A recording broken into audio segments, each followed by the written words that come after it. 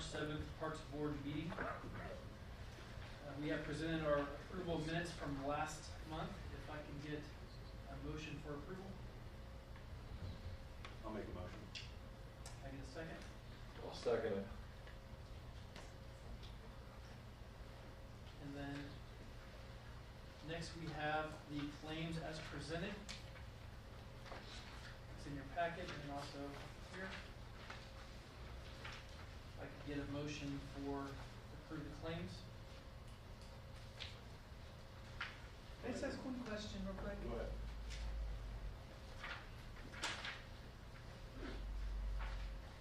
So the MetroNet thing, are those cell phones for you guys? So you can be out and about? What is the MetroNet thing? MetroNet's going to be the internet and the TV at Sunrise. Ah, And then we also good. have Wi-Fi down at the golf course, or at the campground. Okay, and then what's the R&R products, the roller overhaul, the big one, the 3,000? That's a hybrid that's used both at Rucker and then also at the golf course. So basically rolling out the field itself and then the greens and such. You use that at Oh, that's the big stuff, okay. Yeah. All right, thank you. All right, go ahead, Bill, sorry. No. I'll make a motion. Can I get a second? I'll second it. Okay, at this moment, we will suspend our meeting for the ratio architects to present the 5-year master plan. Be sure you turn the microphone on. Oh, thank you. Good evening. My name is Carrie Van Blyman from Ratio, and my colleague John Jackson. We are landscape architects and park planners, and we're happy to be helping the City of Madison with your 5-year Parks Master Plan. So we put together a little bit of a presentation for you tonight. The first thing we wanted to do is just sort of review the schedule and the process, and we are, we're well aware. We want to make sure that we're making good use of everyone's time tonight, and so just the very first thing I'll mention is that this process is really driven by the Indiana DNR, and they have a planning guide documentation, a planning guideline document that is about 71 pages long.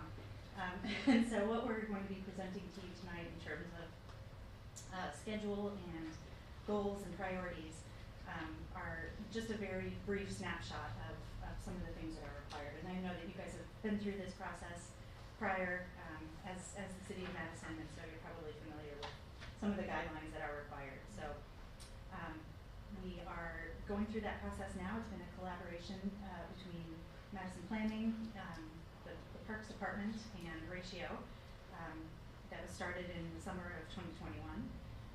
The Madison Planning Department sort of initiated the public survey that's required by DNR and passed along a lot of that prior information to us to compile and look at the data points that have been collected through demographics and survey information thus far. And then tonight's meeting is also a required part of the planning process to get some public feedback. We have submitted a draft plan, the first draft plan already on January 15th, and we received comments and feedback from DNR on that. And so we will be compiling those comments and any additional information that we received tonight and submitting the final plan on April 15th. So again, as part of a much larger documentation for guidelines, these are just a few very brief bullet points of some of the stated goals and priorities that have been communicated to us, working with Matt Bullard and Nicole and the rest of the planning department. So some of those larger priorities are Parks Department wants to focus larger investments on neighborhood parks. Oak Hill and Gaines Park are two of the higher priority ones, and we're going to be showing you some concepts for those that we developed this evening. They're wanting to improve the overall communication, marketing, and online presence to be able to communicate parks programming to the general public and increase participation in those programs.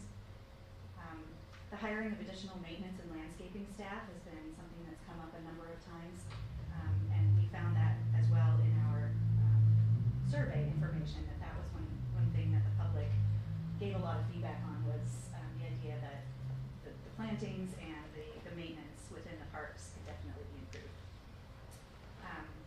Want to continue efforts from the previous 5-year master plan to upgrade some of the major facilities, including the campground, the rubber sports complex, the golf course, and other facilities within the system. And then an overall goal is to improve accessibility from a number of standpoints throughout the park system. So we have a lot of infographics that represent data and demographic information that we've included. So I'm not going to stop and go into all of these in detail, but I'll just run through them. And we'll provide this presentation to you after tonight so that it can be posted on the city website and you guys can look at these in more detail. So just as I mentioned, it's a very data-driven process, guided by DNR, and so a lot of the things that we look at are things like population density and walkable areas from people's residences to the local parks. So you can see here the main areas of dark green are where we're showing highest population density. We look at things like household structure, couples with and without children, single people living alone. We look at things like whether people are renting or owning their residences and the dominant age groups within the city. Education levels. We look at health and physical activity statistics and things like whether people drive to work or walk around a lot.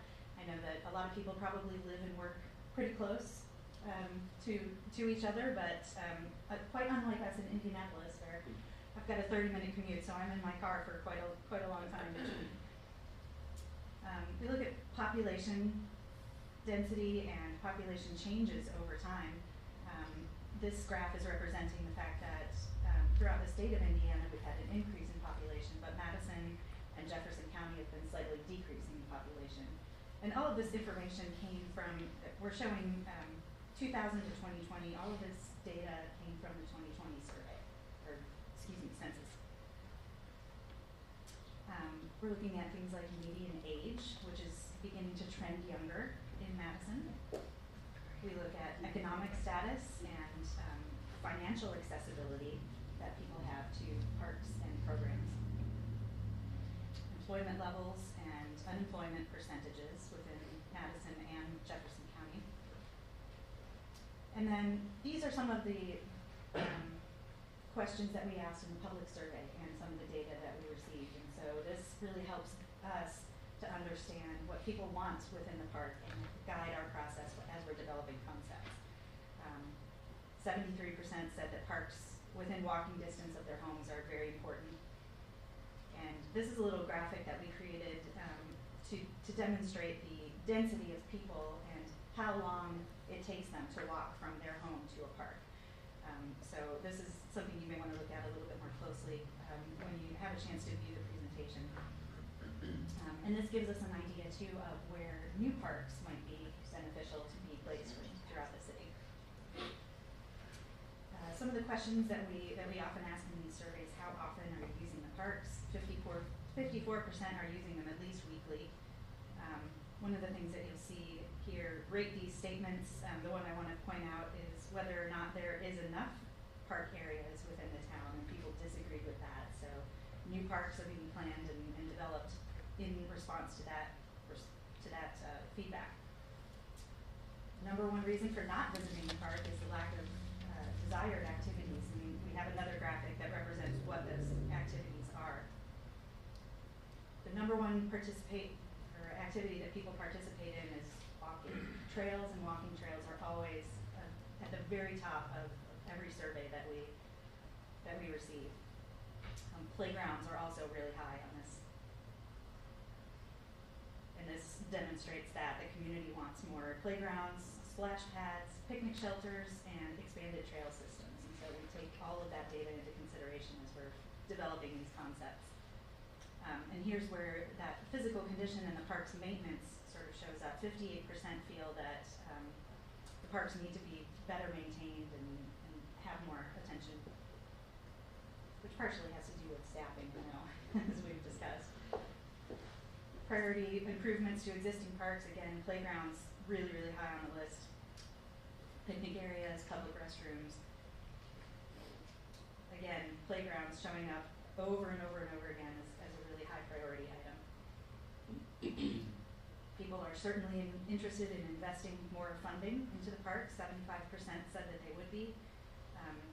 We're showing grants here as a very high response rate. But one thing to note with grant is that those are not sustainable over a long period of time, and that people need to be willing in order to match, do tax match systems and other more long-term solutions in order to be at that level of funding the parks. And then we just sort of created a little bit of a word cloud here. If people had to change one thing about Madison Parks, you can see here, the larger the word, the more often it was mentioned. So again, playgrounds, maintenance, restrooms, splash park, trails. These are things that come up time and time again. So just wanted to sort of demonstrate, the kinds of data that we're collecting, and to help you understand how that is informing as we're compiling the information and creating concepts for these new parks. So with that, I'm going to pass it along to John, who's going to talk about some of those concepts, just a few of them. Sure, thanks, Carrie. So a part of the process includes development of concepts for a number of parks within the system. It's not to say that these are exactly the way these parks should be developed, but notions about how the parks could be changed to respond to all the data that Carrie just shared with you. So they're not set in stone, but they begin to just give you a sense of where things could go. And one of the things that you'll see, we hope, throughout this is there's an opportunity through design of these spaces to begin to establish a brand for Madison Parks and reinforce some continuity, the way you handle edges of things, or using the same kinds of materials or lighting over and over. It just really starts to show the public sort of a concerted effort to be organized and strategic about the improvements. So we're hoping that that's part of what you'll see here. Oak Hill Park, many of you are probably familiar with. It's a neighborhood park, surrounded on three sides by streets essentially. Includes a bit of a basketball court, which you can just see from the slide here is not in great shape right now. A fence around it. There's a swing set and a small shelter that is shown on that inset there. So pretty interesting opportunity to add some things that again support a lot of the data that we've been seeing. What we think probably could go here is a new playground, new picnic shelter, upgrade the basketball court, maybe some signage that's again could be consistently developed throughout all of your parks over time, not all at one time, and then some plantings and just increased maintenance. So this is an aerial, sort of from the same angle, if you will, of the existing condition photo that you saw. We'll see a few images of this generated from more of an eye level, and you'll get an understanding of it. But in the center of the park, we're showing a new shelter that would be big enough to have a couple of different families there, maybe for some sort of an event. A playground, which we'll get a little bit better sense of in just a second, but it's this. This cursor show up. I don't know if you can see me circling that, but it's what looks like blue over here. A new basketball court here, and then this could be a number of different things in this area over here. What we're portraying is pickleball courts. I don't know. Has anybody played pickleball? Yeah, a few folks. Awful lot of people like pickleball these days. It's just very accessible, and it doesn't take a great deal of skill to get out there and have fun and get some exercise. So that's a national trend that we're seeing is that shows up in a lot of communities. The other thing that we're showing that's worth mentioning is a path around the outside of the entire park. So again, to Carrie's earlier point about how every time we do one of these surveys, and it's not just us, it's people who do park planning all over the country, you do a survey, the very first thing that pops up on people's list of priorities tends to be trails. People just want to get out and walk. It's obviously very easy to do, and it doesn't take specialized equipment and all that kind of thing. So I think any time that we can connect pedestrian systems up to other things within these parks, it's a good idea. So if we get down on the ground, this would be on sort of the south side of the park, I believe. We're showing a sign idea here that's kind of a composition of maybe a stone wall and then a piece of cut limestone. This could be a lot of different things, but you'll see that particular sign showing up in all of these images. And I think the idea is simply that whatever the sign is, whatever we ultimately decide the right amount of money is to spend on a sign, just be consistent about it from park to park.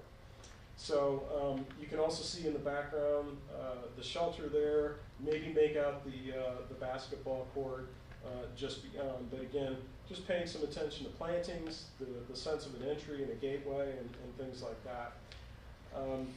This is on the other side of the park. You're getting a little bit of a glimpse of what could be a playground, so some new playground equipment. And then you'll see that stone wall pop up again. And again, whether this is used a lot or just a little in parks, it's one of the things that we're advocating is maybe a way to begin to sort of be very contextual. Stone is something that you see a lot of course, in this part of the state. And it could be an opportunity for Madison just to begin to add a little bit of branding in.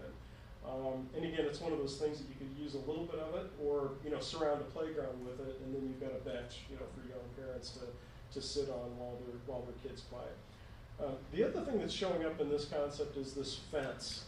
And there is currently a fence at Oak Hill Park. It's a fairly rusty chain link fence. And this is the kind of park that maybe would benefit from having an edge like that. And it isn't to keep people out as much as, say, keep balls and things like that, and maybe an errant kid in. Especially if you've got a park surrounded by on three sides with streets. So that's one of the reasons a fence is showing up in here. View of the pickleball courts there in the foreground, shelter in the background, and the playground in the far back, and then what that playground could potentially look like. So it's this level of development that we've given a number of different parks, and tonight, we're sharing Oak Hill. We're also going to share Gaines and Lytle. It's not to say that those are the only three parks that we're sort of contemplating and we'll have ideas for. In the interest of time, we're showing those three. So Gaines, an interesting site. Of course, there was a school, a historic school on this site, and the park essentially honors in some ways that school. The program that we were asked to sort of explore is essentially the same as what's there now: basketball court, a shelter, a playground, but just updated and better.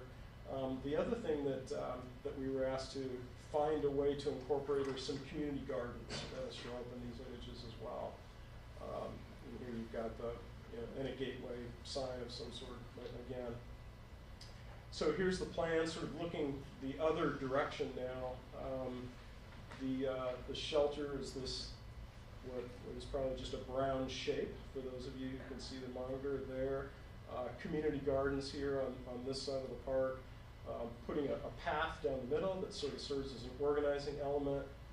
Turning the basketball court 90 degrees and pushing it to the back so that a little bit larger playground with some sort of updated fall surface, like a rubberized surface, could be installed there.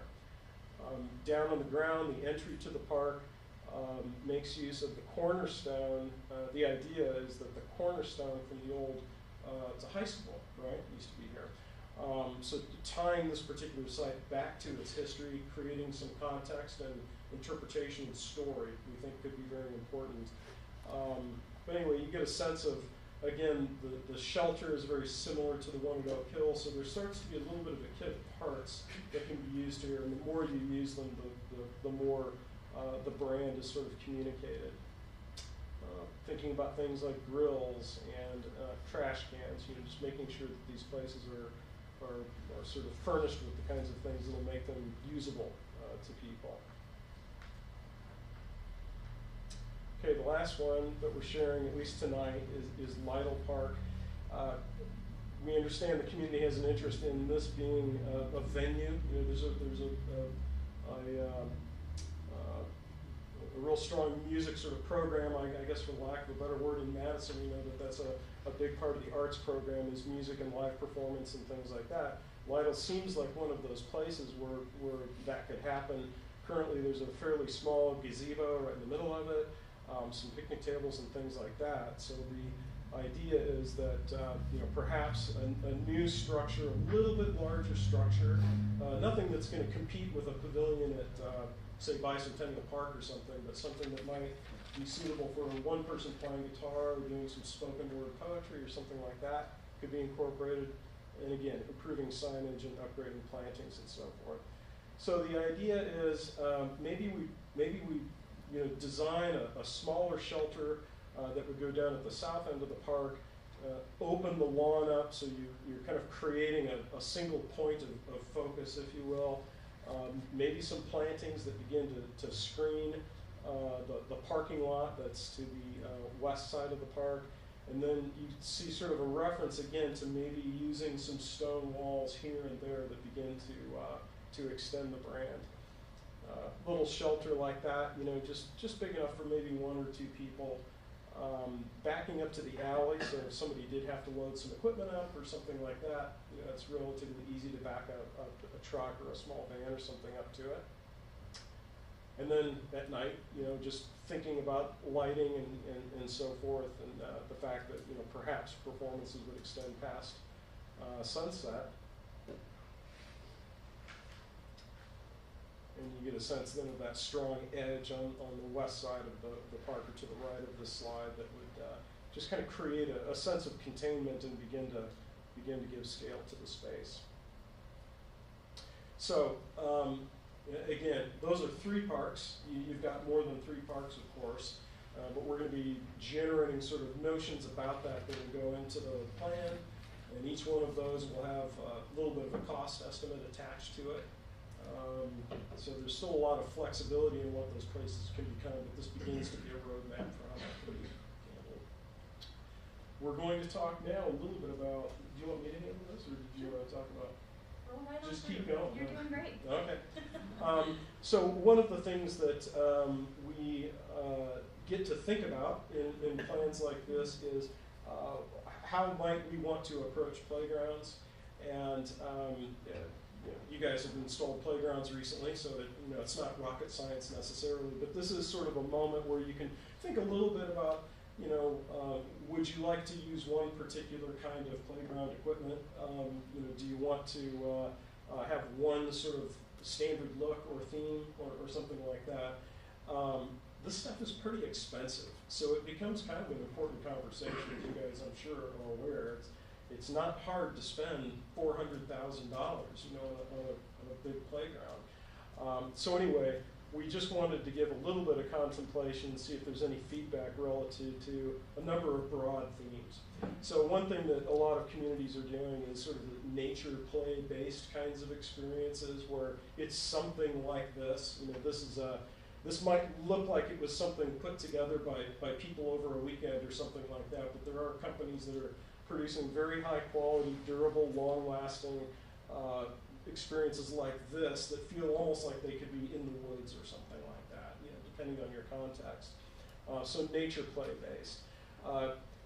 Could go, to very contemporary looking sort of structures. These all happen to be manufactured, by the way, by a company called Compan. There's obviously a lot of different manufacturers that you could use, but I think that one of the things that we would advocate is you do sort of pick one representative and one company. It tends to make things easier as you need to replace parts and work with somebody to get upgrades and things like that. These happen to be Compan. A theme of some kind, obviously. There's we couldn't find anything that was more like a barge or a paddle wheel boat. There probably weren't too many pirates sailing up and down the Ohio, but you get the idea that there can be some reference, of course, to the fact that you're on a pretty major body of water. And the other thing to think about is these sorts of outdoor play experiences or recreational experiences aren't just for kids. Along all these trails that everybody wants, a lot of communities are finding ways to incorporate more adult sort of oriented pieces of equipment that are sort of fall under the fitness umbrella. So these things can happen periodically if you want them as well. Okay. You want to take us through these questions at the end, or should we Sure. pause and see if anybody has any comments? Well, yeah, why don't we pause for a moment and see if anyone has any comments? And then these additional questions for discussion have just been gleaned from the feedback that we received from DNR and are more kind of big picture questions, not anything that we expect to receive answers to tonight. So, yeah, if anyone has any comments or questions. Yeah. There's not a shy bone in my body. Okay. Carla knows. Bring it on. So one thing that I've been talking to Carla about since she's gotten on the parks, we came from a really good park system in Hamilton County. So All right. I tell the mayor, when you're going to dream, dream big. When you're going to look for grants, look for big ones. So what I'm hearing a lot of you saying, and I'm hoping to kind of say this is how we feel about things, we're very active grandparents. Mm-hmm. Even though we might not look like grandparents with a 19-year-old, we are. So we've been doing a lot of parks a lot of years. And what I'd like people to change their mind on about parks is called multi-generational parks. Mm-hmm. So parks that grandparents and parents play with, Mm-hmm. instead of sitting on the side on their phone or Mhm. tablet or book and reading. We came from an area that was a lot of ADA compliant playground equipment. So even an adult in a wheelchair Mhm. could go up and Mhm. play those musical instruments. Yeah, very good. There's some really good things out there that's not just, let's put a playground like everybody else has got around town. Because to us, if we could be a regional draw to get people to come, people go to Cincinnati for the parks. You Mhm. check off your list, you get a little Hamilton County Park sticker, and you try to make your way, and some are nature, and some are art, and some are music, and so you Mhm. kind of do that. So that's what I keep hoping for the Parks Department is, I love that they are incorporating pickleball, because I live with a pickleball master Oh. in town. That also means the surfaces maybe are not so great when it's just concrete. Yeah. Thinking about that when you're retirement age and playing outside. Carla knows that, she's a lot younger than us. Mhm. But just trying to look at some of that. I've been pushing stuff out to Carla. We're trying to be Indiana Music City. We're Mhm. pushing towards that. We're hoping that's like the, how we identify maybe with Yeah. a lot of the alt arts culture that's going on. In Cincinnati, there's the piano that's in the ground, so Yeah. even the blind can play on that piano. Yeah. There's, the xylophone, what we used to call the xylophone, the bongo drums, all those things. If you're in a wheelchair, you can still play. If you're 75 years old and you're a grandma, you can still get up and do that. And so, to me, yes, I want these fabulous parks. I mean, I got a grandson that's 18 months and I got one that's 19 years, so big difference. But just not thinking that parks necessarily means 2 to 7-year-olds. Yeah. After 7, they're not playing in parks very often Yeah. because they're doing this. Yeah. So Very good point. that's Thanks just for the reminder. that's just what I want to try to convey is maybe look at multi-generational parks. How can we draw people who their grandkids are in from out of town, Mhm. and they want to do things with them, not watch them, Yeah. And I've been pushing a lot of stuff. Carla's got a lot of texts about a lot of pictures and things that are out there. Just, dream big. That's just kind of how I feel. So. It's good input. Thank you. Yeah, and a lot of Very music, important. thinking, Yeah. I see a lot of these things that you're talking about, but I think we all agree Bicentennial is the most underused. It's a huge, beautiful area Mhm. because we're all about the river here. Mhm. That's our draw. That's why people come. This weekend, it was packed of people just walking on Riverwalk. Yeah. They love the Riverwalk. Lots of towns don't have that. So that Bicentennial area, I keep saying to the Madison Music Movement, listen, there's play toys that are music that we could put down there, and that would be a draw. Mhm. And I don't need to tell y'all, my big thing's been opening the restrooms and cleaning them up too. So. Thank you very much. say it from here. I'm Gayla Crouch. I see nothing on there about restrooms. Older people and definitely young people need restrooms. Thank you.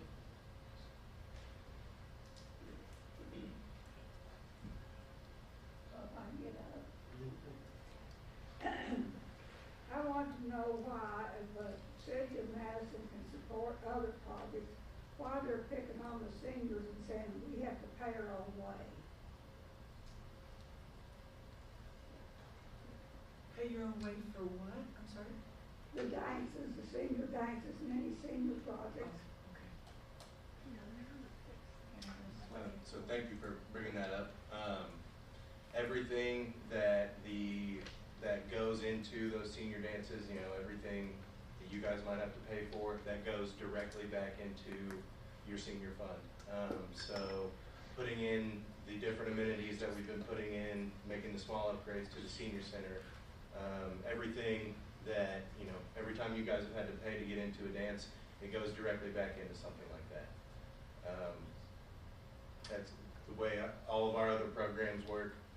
You know, football, baseball, basketball, whatever those families pay or put into that program goes right back into the parks. And that's. Well, how come you keep pushing seniors around? How so? Every time there's some kind of event in town, we have no place to have our Friday night dances. I know the city wanted us to take the basement of the old King Silver's Hospital, but that is no place for a dance. It's also bad parking. The second busiest street in Madison. And at night down there, and seniors, that would be a disaster if that had happened. And also, y'all want our money to stay in town? What if we decide to take our money out of town, do our shopping out of town? You'd really mess the seniors and their money down. Going back to the moving around, outside of Riverfest, Regatta, Chautauqua, you know, our main 4 festivals, we 100% plan on keeping all of the dances down at Brown Gym. We know that, you know, it's got our lift for it. It's an ADA accessible place to have dances. We know that that's what everybody's familiar with. We have no plans on changing that.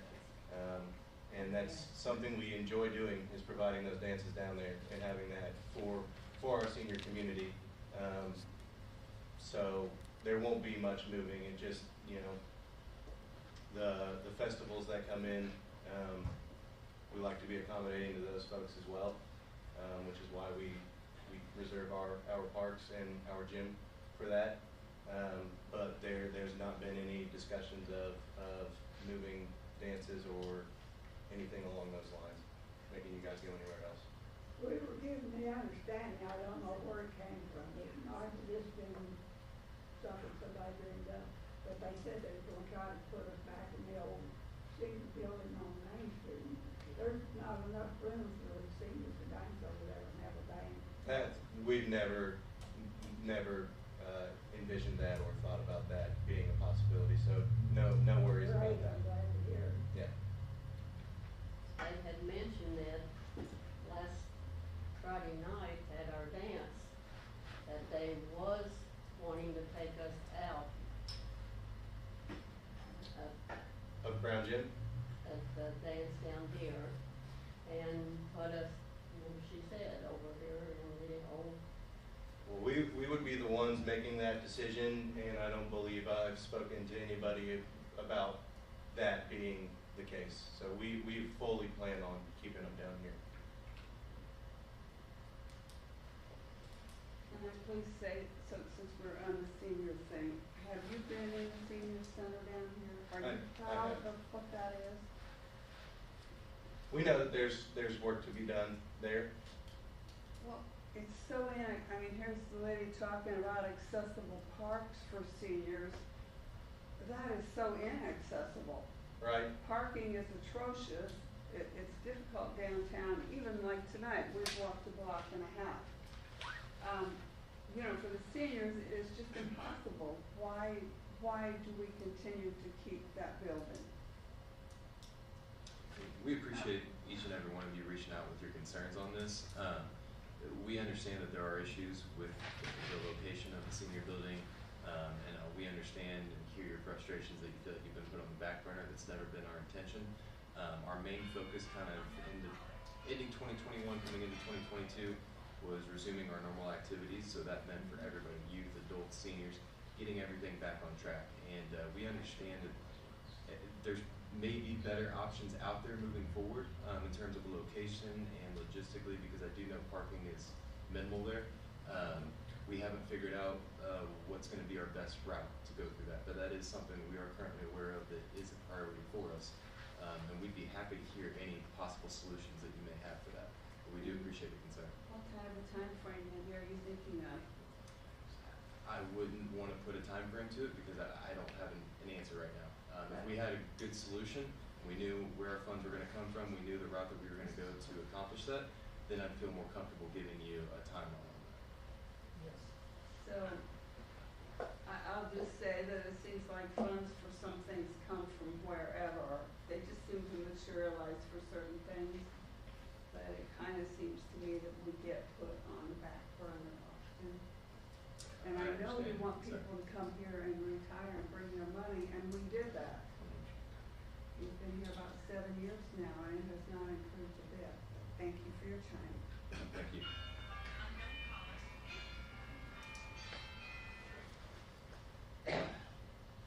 Hi, I'm Jan Daytress, and I usually come to the park board meetings, so I'm glad to be here for this. My mother's 96, and she loves the senior center and the family atmosphere. Obviously, it's not in as good a shape as it could be, but with some improvement behind so people could come in the back door easily, that would help.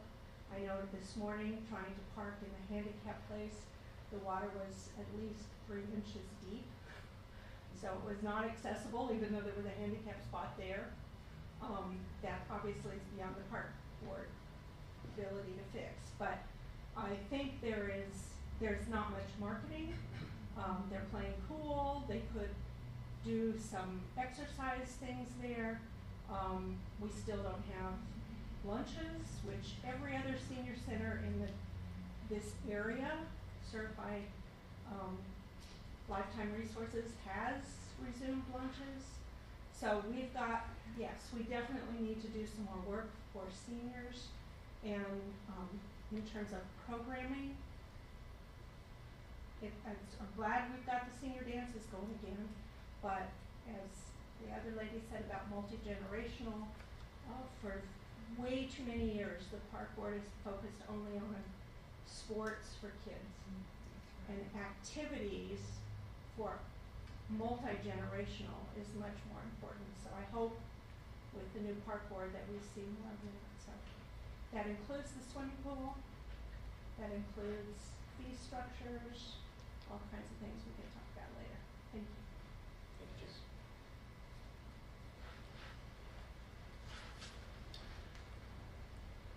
Well, maybe what we should do, we've got just a couple more slides that have some questions that we wanted to share with everyone for sort of additional contemplation. And the questions that you'll see are questions that DNR asks the community to respond to. So anyone who is applying to DNR for approval of a 5-year master plan has to contemplate these questions. So we don't necessarily think that we're getting answers to these tonight, but they're things that we wanted to share with the Parks Board, share with you. And if you see or have some thoughts about some of the questions that you see here, in addition to the things that you shared tonight, certainly let Matt know, the Parks Board know, and we'll then begin to weave those into the overall plan. Okay. Some of them a little bit wordy. What are some actions that have been taken in the last 5 years to address ecological improvements within the parks, and what improvements can be made in the next 5 years? So again, that's a question that really is for the city to answer, the Parks Board to answer, and think about more than anything.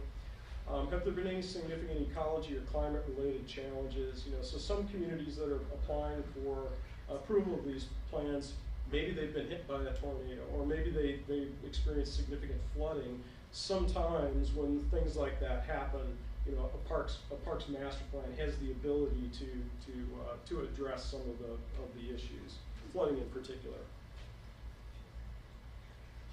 What major amenities in the parks are reaching the end of their life cycle, and is there funding identified for their replacement? So we're going into different parks, we're looking at the age of equipment and things like that, or things that aren't there. You know, bathrooms have been mentioned a couple times tonight, for example. Do parks with historical assets have special maintenance and upkeep costs associated? Certainly Madison is a place where a huge amount of the culture of the community revolves around its history. So there may be some parks that have assets that we want to dedicate special funding to or think about in a particular way. How could parks play a role in reversing recent population decline? Again, these are all standard DNR questions, and so investing in the quality of life is one way to draw people to communities and make them sticky. Make it so that people stick around and don't leave and go somewhere else. How can equitable access be improved? So here we were just talking about this, right? A number of you, I'm sure, are concerned about that. DNR is very concerned about that as well. So in particular, senior programs. So. And that's it for those particular questions. So again, I think a lot of your feedback tonight is very valuable and spot on, and it's exactly the kind of thing that we wanted to hear for sure as we continue to sort of refine this plan. Again, it's not done yet. As Karen mentioned at the beginning of the presentation, April 15th is sort of our deadline. And by getting the plan in at that time, just in case you're not aware, it does put the city in a position to be able to apply for things like land and water conservation funds that may be able to address some of the concerns that you're sharing tonight. So anyway, that's why there's the importance of April 15th. That's for everyone all over the state who's applying for these, submitting these kinds of plans. Yes? So, when you talk about the flooding, is Lorenz Park that's the one I know that's flooded most recently, several times? Yeah. Okay, is that part of your work? Yeah, every park in the system will be part of this plan. And what about Pearl Park, where all of the historic buildings have been moved? Yeah, every park in the system is Okay, is well, gonna be there's part. been conversation about whether the city is gonna be responsible for Pearl Park, so that's why I just wanna confirm that that is part of your plan. Those two parks both are included in the Okay, plan. Yeah. thank you. I just have a comment. One thing to consider was brought up years ago when some discussion was talked about redoing some things or a master plan. I see you mentioned splash parks, but one thing that I think other communities have and have done a good job with is more of a water park than a splash park. Just the draw that it brings to us leaving town to go to other places. And I think we have some great land to take advantage of that. And then you mentioned this earlier about hiring more people. A lot of the pictures looked great. I think the upkeep and the money that it takes to upkeep all of those, especially the planning and things like that, so that it stays looking nice. And it's been mentioned, and bathrooms are important to young, middle, and older people. And I think having nice I'm always ones- glad when I get to one. Yeah, it's nice. It's nice when one's closed. So I think, again, keeping those clean, keeping them updated, if we're gonna do all this, for young and old. I think your point's well taken about an aquatic center of some sort being a regional draw. That was one of the comments that we received back on our first draft from DNR, was taking into consideration the amenities that, as the county sees that Madison is providing for a regional audience. So that's a point well taken. Other comments from the board?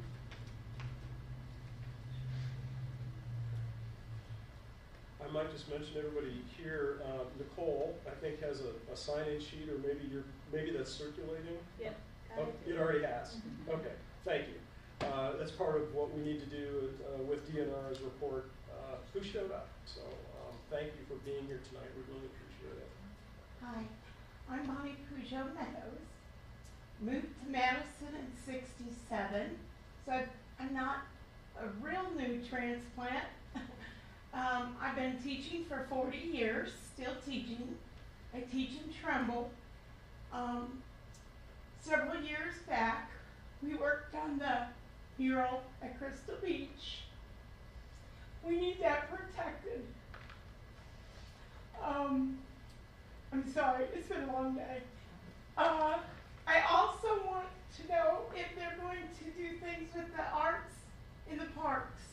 I don't care if it's doing children's theater or improv for adults, where you don't have to go, and I'm not trying to take away from like the red bicycle or anything like that. I don't mean that.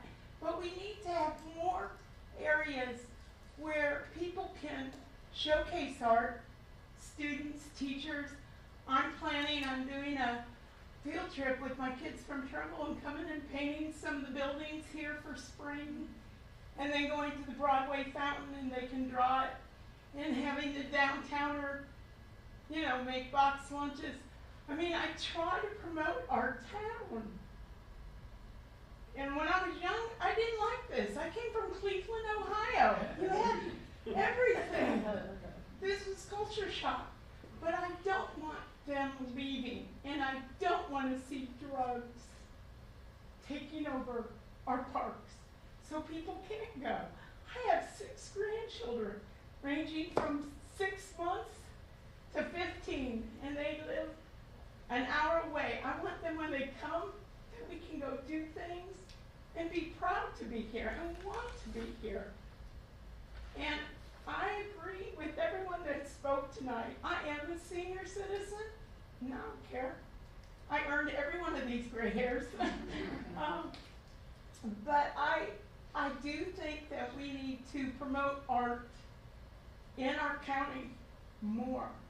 And through the parks, I don't care if you have open air art shows.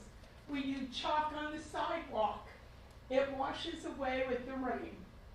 We could do things like that that doesn't cost a lot, but brings memories to the kids and to the adults, and also builds a community. And the visual arts always gets kicked out, pretty much. It's always the music, and I'm not trying to be mean. I enjoy going to music in the park. I do it most years. But I just would like to see a little bit more equal on that. Thank you.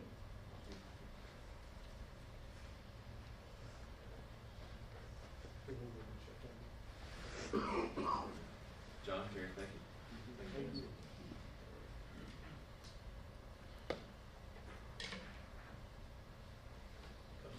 So we'll go ahead and resume back to the Parks Board meeting agenda. Do we have any old business to present today? We do have some new business. I think we're going to listen to an update from Nicole Shell. She can come forward.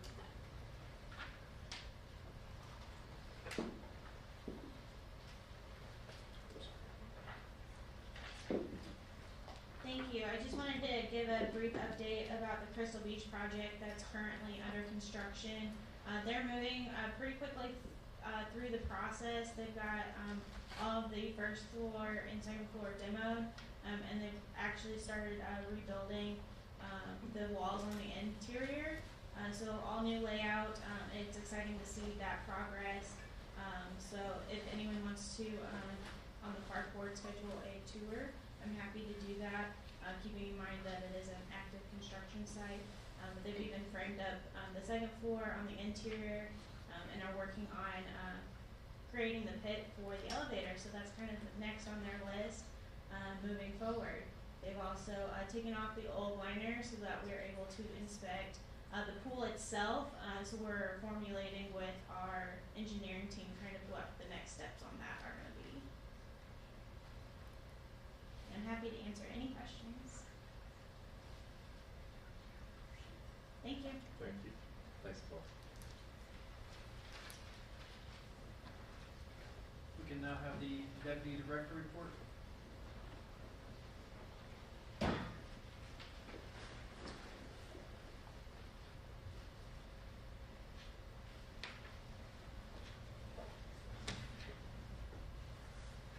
Hello, board. Just wanted to update you guys on the facilities we've been talking about the past couple of meetings. We've now had 2 different fencing companies give us quotes for Kiwanis Park. Both were a little bit out of the budget that we planned, but the second one that we got, I definitely feel much more comfortable moving forward with that one if we decide to go that route. And Matt and I have talked, and we've come up with adjustments to even bring that quote down a few $1,000s. On March 3rd, 2022, we had 10 students volunteer their time with the city of Madison. These students were Madison Consolidated students, and they helped us organize the basement of the Brown Gym, which is long overdue in that facility. I would like to send a big thank you to MCHS, Kent Mahoney, and those students for helping us out with that. The renovations to the fields at Rucker Sports Complex are going well. Fields, as we talked about, fields 3, 4, and 5 are all going to be capable of having 70 feet baselines. The idea behind that is to bring in more travel tournaments, whether it be baseball or softball, and ultimately help the sports tourism in Madison. So programming update, we wrapped up our 2022 girls basketball season last Thursday. From a spectator standpoint, it was pretty awesome to see the improvement that both teams had as they went on throughout the program. And you could tell that they were all having fun. And though we didn't get the registration numbers that we liked, I would still deem that program a success because we were able to, positively affect the well-being of those youth athletes while they were, we're still trying to navigate through a COVID era. So I would deem that one a success. The 2022 boys basketball season for the Parks Department is set to end this Thursday at 6 p.m. We will have our semifinal game leading up to the championship at 7 o'clock. Again, all of those athletes, you can tell the progression from week 1 to now. It's pretty awesome to see, and they're visibly showing on their faces that they're enjoying our programs. So that is great to see. We have opened up registration for youth baseball, softball, and t-ball. For baseball and softball, we will have a 1st and 2nd grade age group, a 3rd and 4th grade age group, and a 5th and 6th grade age group. T-ball is open for all boys and girls ages 3 through 5. We have finalized a spring schedule with the Continental Amateur Baseball Association, or known as CABA. Rucker Sports Complex will be the host to 7 tournaments throughout the spring, and we will negotiate a summer and fall contract with them later.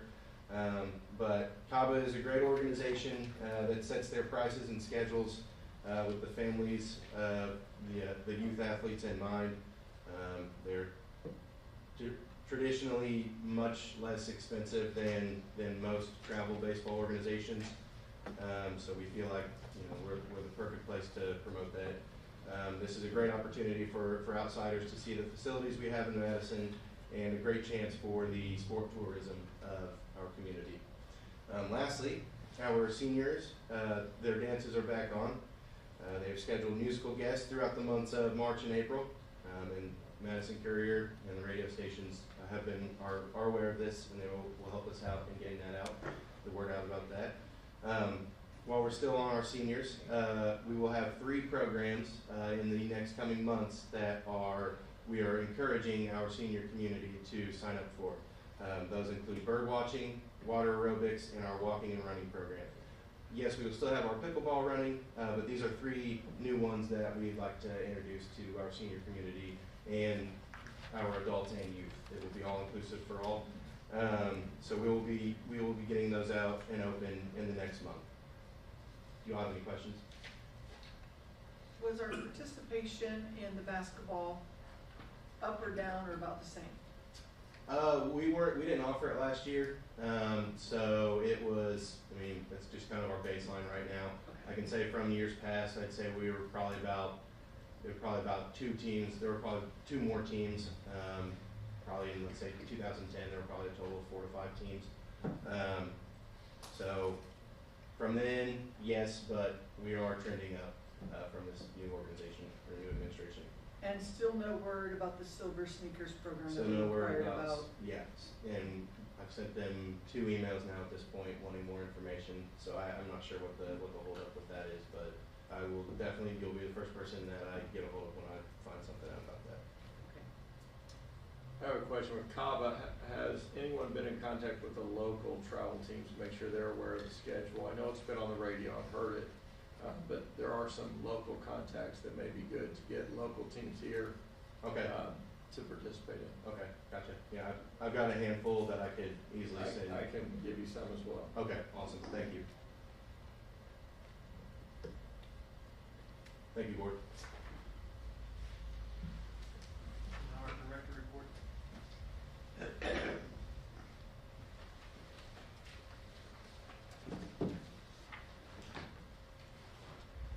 Good evening, Board.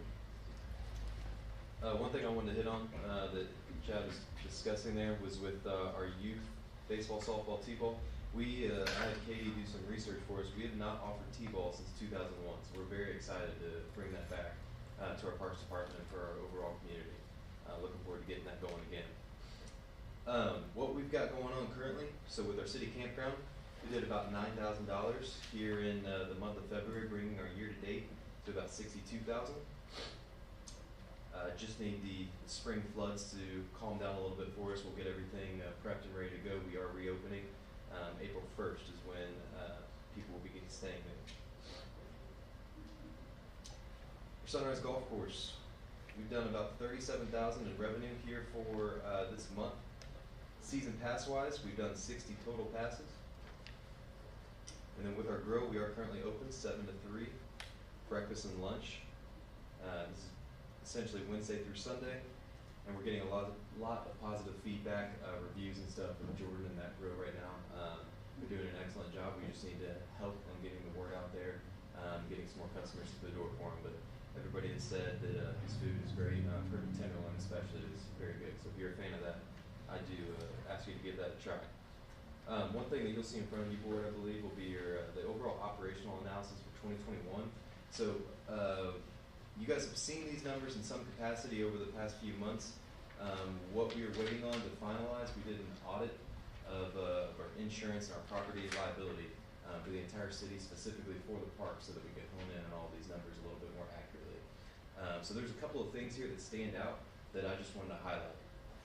Our overall revenue for 2021 as compared to 2020 was up 4.5%. Our salaries to our total revenue in 2020, our overall salaries was 125% of our overall revenue in 2020, whereas in 2021, that was only 90%. And that's been one from overall increasing our revenue, but also our overhead management has been much more, I guess, in depth, and we've really tried to take a hold of everything that we have going on for our expenses. Golf cart debt service, you'll see that we ended that in June, paying off our the cart lease that began in 2016. And since then, we have replaced the batteries for each and every one of those golf carts. The other big numbers that stick out to me there towards the bottom, we've reduced our overtime by 80% as compared to 2020. So that's something else that's helping out with our overall overhead management. And then if you look at the expenses of what it costs to run that golf course per month, we have reduced the overall expenses by 22% year over year. Like I said, that just has to go to the overall inventory management, controls over our R&R repair and maintenance, being watchful of getting the most use out of our chemicals, making sure our timing is good with that, because that's very weather dependent. And Brandon and his team doing a good job with just the overall staffing there. So looking at it, in 2020, our overall loss there was just shy of $311,000. That's something that we have not been bashful about. I can confidently say this is the first time in the Parks Department's history that they've been this in-depth and elaborate with capturing every single dollar of where it went to. And so what we were able to do in 2021 was we were able to reduce that by 53% to be 145,205. And although that is off the mark of where we wanted, 53% in 1 year, we're not mad about that whatsoever. You've got to remember that we only brought in Golf Now, G1, and Roger for less than half the year. We only had concessions, the overall business of that, including our three-way liquor license, for less than half the year. We've only had a website for a few months now. The ability to book those online tee times for just a few months. And then we haven't even begun doing our different leagues and corporate outings and stuff that's also going to incentivize corporate play. That's one thing that Roger has been very instrumental in developing and cultivating that partnership with the local community and really bringing in the local business. And Golf Now is doing a great job of not only helping out our local community, but bringing in people from really all across the state, and then where we're situated, you even get Ohio, Kentucky, and that such. So it's just kind of a brief rundown. We've gone through these numbers so many different times. Like I said, that insurance audit was the last thing that we really needed to finalize. That's kind of leading into everything that we've discussed with the master plan and the trajectory that we've been on. A facility like Sunrise, we're treating a little differently than maybe our neighborhood parks. We feel Sunrise should sustain itself, that it should not be taking away from our neighborhood parks, should not be leaving those drives where we cannot afford to repair, to renovate, to make these capital improvements. So we've been trying to make the investment into Sunrise, into the pro shop as an event space, creating more sources of revenue between our corporate sponsorships, through our liquor license, the concession side of the business, trying to incentivize the league play, incentivize people to come out and get more volume on the course. So our goal here is the same as it has been, and that's getting all of our major facilities to be fiscally responsible for themselves. Campground, Crystal Beach, Sunrise, and Rucker Sports Complex. So this is kind of a brief update of where we're at on Sunrise. But I just kind of want to update you on that, of where we've gone in just a very, very short amount of time, with what's felt like almost a hand tied behind our back the entire time. And so we feel 2022 can really finally be our dividend year, and we'll see this hard work pay off. For our general parks, just a couple things I wanted to highlight. We did purchase and install a new wheelchair accessible handicap swing down at Hart and Matthews. And then we've also fixed the merry-go-round that you'll see. The middle part of that structure has been out for a couple of weeks. It's just, there's been one nagging part there that seems to not want to stay stable for us, but we have gotten that all fixed to where that's fully operational. With the Brown Gym, currently our chiller has gone out. That was in December. Been waiting on a couple different quotes to get the pricing for that, since that is such an old unit. It's a very specialized part that we have to get ordered for that. But that has all, we just got that finalized today, and so that's going to be actually about $45,000 for that chiller part to basically completely redo that. But we will have AC in there in just a little bit. Who do you use for the chiller? We typically use Terry's Heating and Cooling, is that correct? And then we're going with a different company strictly on they can get us the parts quicker. And board, the last thing I have for you is we have opened up our staffing, so all seasonal applications are live throughout the Parks Department. We've got these on the city's website, and then we've got the links and everything on our social media platforms. But for Crystal Beach, looking for manager, assistant manager, lifeguards, concessions, front desk. For Rucker, we're looking for officials, concessions, scorekeepers, general maintenance. And then Sunrise, we were looking for general maintenance, cart personnel, and people to work in the pro shop, and then in the grill with Jordan. One thing that I mentioned with our grill, while we're only open Wednesday to Sunday right now, is really just because of personnel. We just have Jordan there manning the ship by himself. So as soon as we can get someone else in there that's making the same quality food that he is and can balance out the hours, we can expand the hours for the grill. But all of those are open. And then the last thing for City Hall itself, with the Parks Department and with the help of Hannah Fagan, we've opened up a summer internship opportunity. So this is something the city as a whole has really been trying to expand throughout the different departments. I know communications is doing it. I believe economic development's looking at it, and then Parks is as well. So we do have applications open for summer internships. This will be kind of a hybrid. We'll do have someone that'll help out Chad and I on the evening work stuff, so that he doesn't have to be out till 10 p.m. each and every night, but someone that can engage with the community, be there with the coaches, the kids, help out, and then also with our marketing side, because we do try to make a lot of posts, have a lot of flyers and everything out there, so someone else that can also help delegate that work. So that's currently what we have going on for our staffing. Like I said, all of that can be found at the city's website, that you can apply right there, and then we will be hiring very, very soon in time for all these seasons at the end. Board, do you have any questions for me at this time? No. Thank you.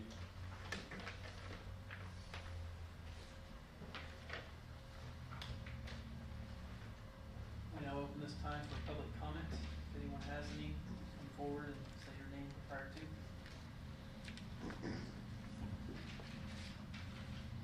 Hello, I'm Jan Beatrice again from 701 East 2nd Street, a regular user of Crystal Beach.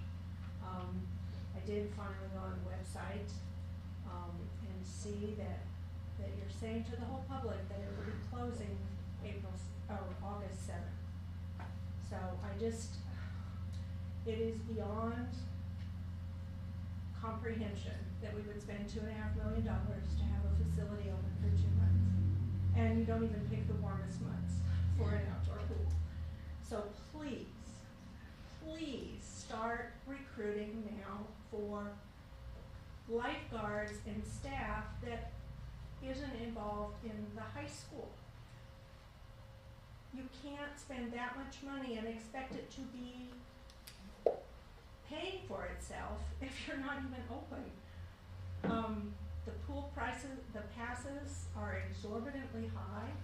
You should not be having them just for people over 65. There are a lot of active seniors that are 55 and over. I mean, I don't know, I've asked these questions on email and I haven't received any answers. How many pool passes do you expect to sell? I mean, I know for one, I'm not ready to shell out $150 until I know for sure the pool's gonna be open. And then when I see it's gonna close August 7th, when it should be open the full month of August and into September, at least Labor Day. I mean, this is crazy, people. Please, I know staffing is an issue, and every year I talk to you in the spring about broadening out who you're hiring. Having a manager that can manage adult lifeguards. These are things that we need to learn how to do if we're gonna be having the kind of park system that we say we want. So please, Crystal Beach is a jewel. It attracts people from outside of the community, but it doesn't even get warm until the middle of June. And it stays warm until the middle of September. So to have an outdoor facility that you're not even going to have open, and then to charge exorbitant amount of money only for old people, and most of us don't like carrying cash, and yet we're going to have to use a charge card that's then going to charge a fee. So you can say it costs $5 to get in, but it's really going to be $6. So it's just, it needs some work. It really does. Thank you.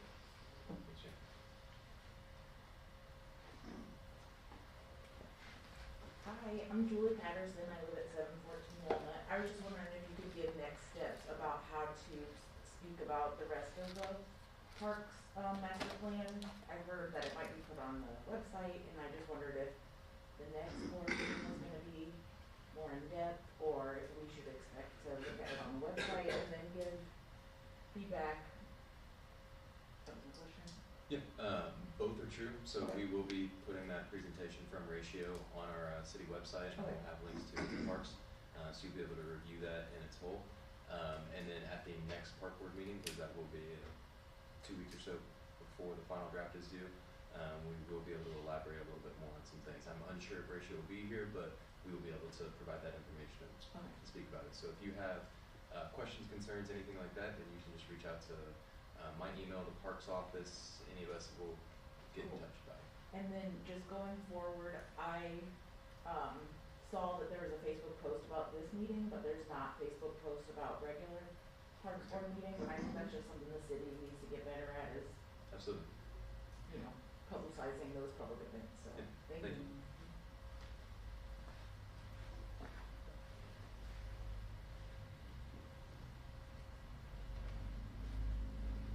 Again, I'm Gail Crouch, I live in Hereford Lake, but, just a quick note on the seniors, it's hard for me to understand how you can run a golf course, lose $311,000 one year, lose another $145,000, and, you know, you don't know what to do for us as senior citizens.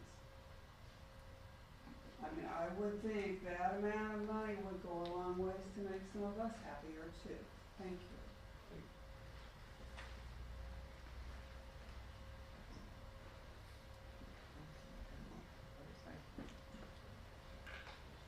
My name's Charlie Ferguson, 718 East Second Street, and I wanted to try to defend you guys a little bit, and you're sort of taking a beating up here, but also offer suggestions on how to fix things.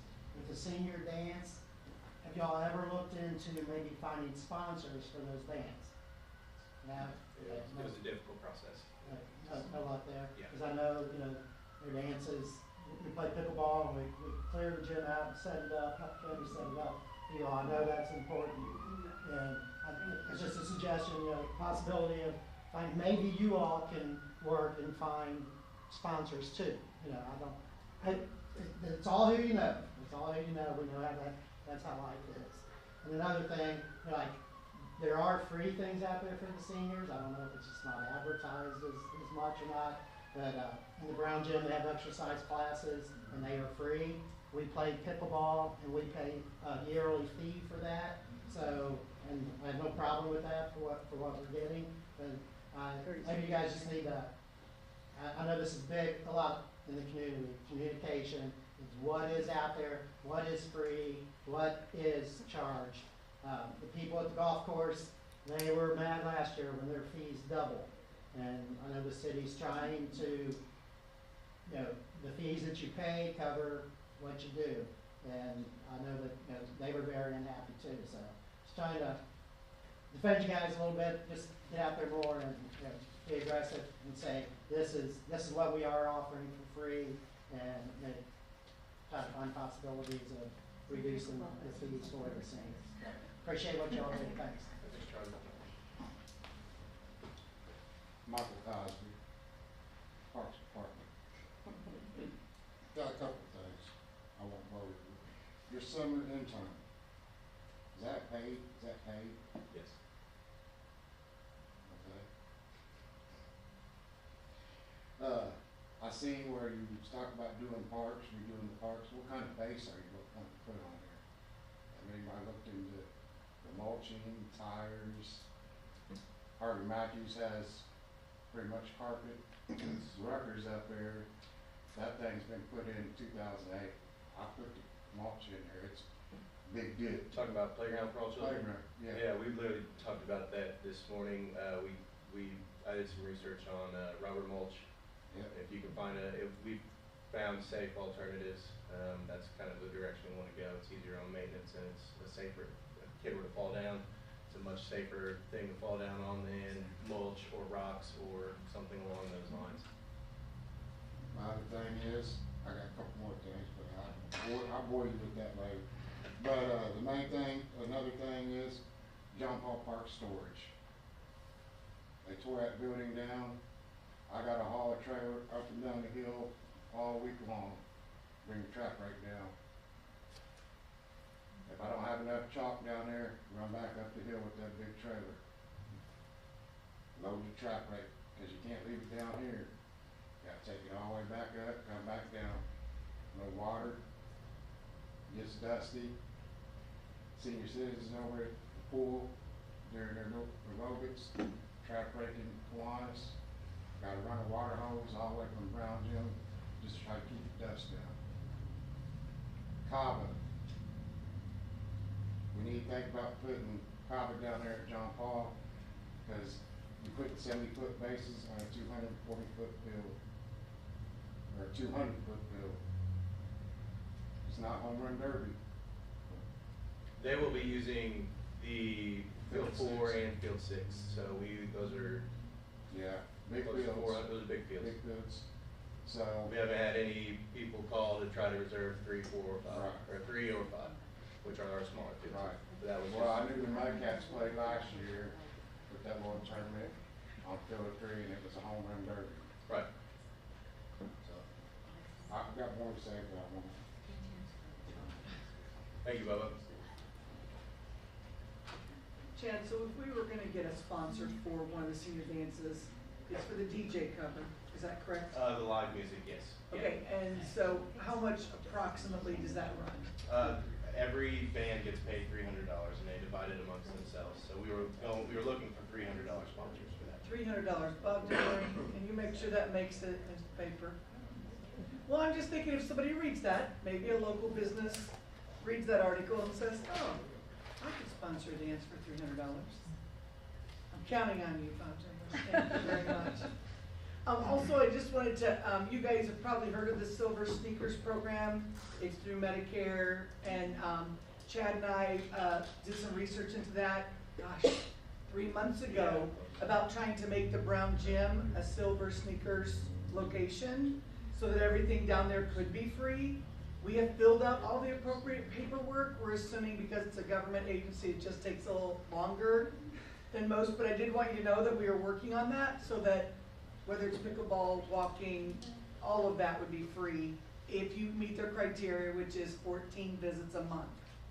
You know, obviously they want consistency because they think if you're exercising consistently, it helps with their bills too because you're healthier overall.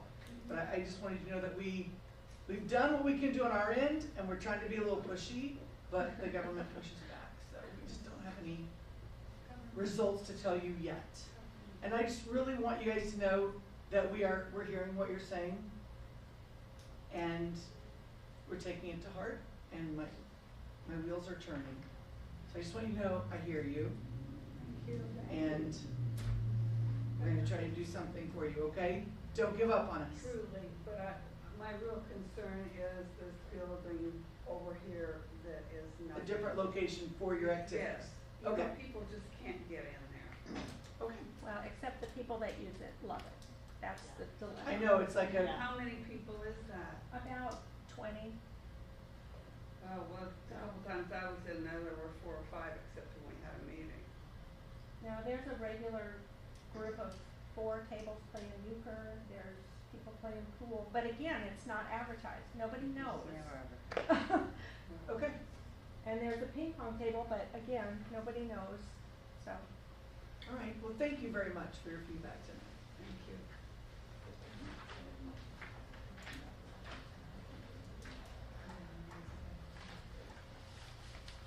Do we have any comments by the board members?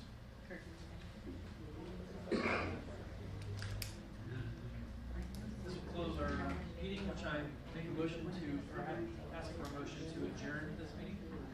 Go ahead. I'll make a motion that we adjourn the meeting. I'll second it. Our next meeting will be Monday, April 4th, 2022 at 5 p.m. Thank you everyone for attending. Yeah, well, they changed them with the new parcel.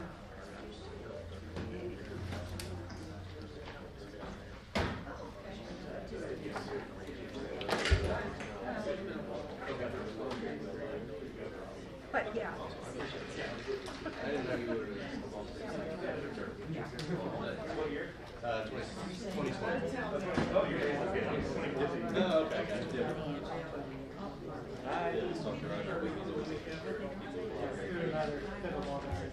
Yep, absolutely. Any help would be appreciated. Yep, especially as we start to get busy. Yeah, he said after cost started. Don't these 5 people Yeah, being that was bored his at thought. right now? Yep, thank you. What was the name of the lady, not the man, the lady? Carrie Van Wine. I'd have to get the spelling for you. Okay. I don't know. the Yeah, spelling like off the when top she of my said head. it, as well as I couldn't catch it. Yeah, do you have my email? Yeah, I'll just email you. Just then- email me. and then you'll send it. Awesome, Yes. that'd be great. Awesome, thank you. That we've had Katie working on everything, Chris was working on everything, but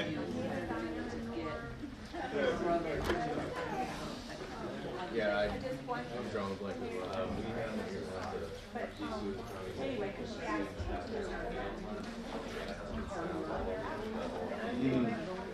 Okay, yeah. I mean, they agreed to set the To do it for, okay. This will be your last. Okay.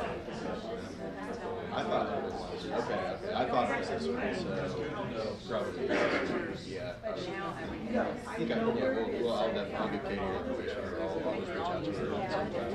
So Okay. their email is no longer paid for us after 31 years of public education. They send their quick message. It's like that, people said like this, how about that, how about people? Yeah, we're trying. We've had since we've opened up applications for that, we've had a boatload of students apply for that. We've had, I think there's 1 or 2 hundred students apply. So maybe look into that too, as a way to shift to word involvement, is that and I can find out, I don't know who's the head of the company, but I know that we can get some information out here. We've always said, I keep telling Bob, there's communication sucks between everybody, you know, right? Lizzie Madison and the chamber and the city. Yes. Something that we've been trying to practice. Yeah, but I was trying to get the co-op person, contact or something that you could say like. Yeah, it's growing. Yeah, another way. Today we had Reach 22 people. Right, on. that's a good point. Well, my mom still goes over and walks. Oh, okay. Yeah. Okay, so I'll be knocking on But somebody's it's door in the good morning, for because the it was gym literally, open. and there must be 400 people, because we're open weekends, so it's 200 for sure. They're all walking down the river with the baskets all along the river, like, it's 75 degrees. Boring. Give me the kids one, there's no reason I can, Right. hopefully we can get a pool one. There's a lot to do there, so. Is it equipment down there? The big project. But see, he can't move into the rest of You just feel like. Just waiting for And the part. 34 tables, and he said something about they were taking the bar that we just put all that money into. That's what they told me last year, but I mean, maybe not. He's got that little bitty board sitting up in my shop, but I don't have that, where am I supposed to put it at? You know, and then. Oh, we want to get up in the shed. Keep thinking that he was going to clean it out down there, and he was moving his camper this So week. we'll, next month, we'll come That chain on. We got the locks on the door, so I mean, people can't get in. Brad should have it.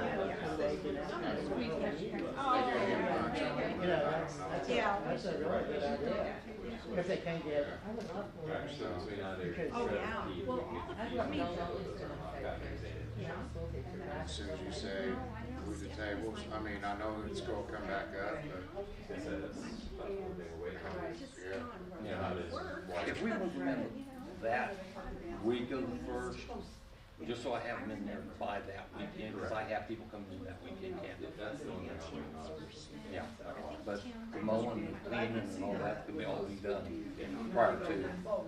I was down there today, I didn't, cause I was picking up trash, and I didn't see, there's Not a whole lot more. over the hill, I wouldn't mow that over the hill. Oh, that can't be, that ain't gonna get me together until probably the first of May. Same as it was last year. That's all we're waiting on is spring floods. Oh, I still don't receive a single other quote. On the steps of this. Yeah. Yeah. Dead of summer, you could do it. Well, I love that. I have this more for something about that. So I just follow through with the We were just talking about, there is no earthly reason why we forever couldn't. that went out in November. Yeah. If we get this full start, Okay. like 4 Well, then, a.m. I'll go back to Seymour. You know, so that kids, I'll, even if they're in I'll school, just stop in would and still be find working out in where college those kids for sure. are. Yeah, I don't know who the other guy was. You know. Yeah, I mean, it doesn't have to be Ken should have a open the list same of all his hours contacts. Right. the whole time. Right. And we can Right. start Come marketing. August 7th when you can't She get can give him the She could- name. day help. Yeah, just Do do the the evening. evening. College kids might, gotta get 3 or 4 hours of work. Well, and you know, all the guys working in the factories, they don't get off till 3:30. They might like to have this campground people, they're all fishing and doing stuff during the day, they might like to come and swim and so, but, yeah, we just need to utilize that thing as much as possible. Staffing is key. It's a challenge, it's a challenge, but flexibility and guaranteed hours would be really helpful, okay? Yeah, thank you for letting me know. Yeah, we'll be back next month. He's afraid of that. Just warn you ahead of time. I wouldn't want it any other way, Gene. Okay. Good luck. Thank you. I appreciate it, brother. But that's Yeah. okay, I mean, You gotta continue to thank test you, it, you're please, very well because I said. know we're not the only ones that are peppering them with those questions, so getting rid of. We usually We reserve just gotta it keep for the our pressure lunch up on them. on Friday, but one more would. I think they're gonna continue to crack Okay. down, but. They trespassed somebody in firemen's this weekend, Yes. so Okay, we're, all right, thank There we you. started it. Thanks for your feedback. yeah. Trespassing against that freaking color station. Yep. Since it burned the trash can, there's still a burn mark on there. I scrubbed it off, but you can still see the burn mark. So, Okay. And I know it's dark, but I didn't know they were physically all. Joy. You just don't, you know, you just, yeah, 'cause, Is that? On the table. That's it off. Says recording. So,